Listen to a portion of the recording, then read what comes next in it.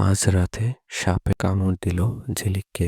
গৌরব কি পারবে ঝিলিককে বাঁচাতে? বিস্তারিত জানতে দেখতে থাকুন আমাদের এই ভিডিও।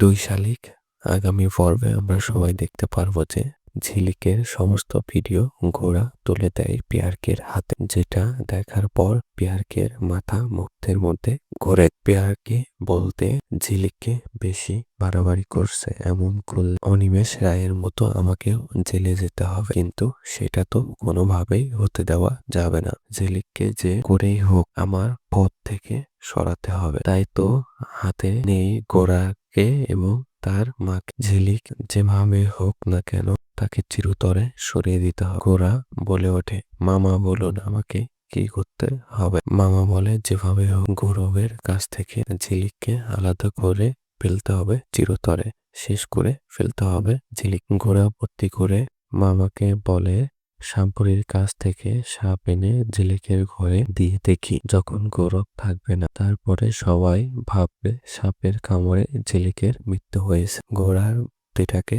পিয়ারকের অনেক বেশি পছন্দ করে, বলে ঠিক বলছো, এমন করলে ঝিলিককে সরাতে হবে যাতে কেউ সন্দেহ করতে না পারে। এরকম আরো ইন্টারেস্টিং সব গল্প পেতে এখনই আমাদের চ্যানেলটি সাবস্ক্রাইব করে রাখুন।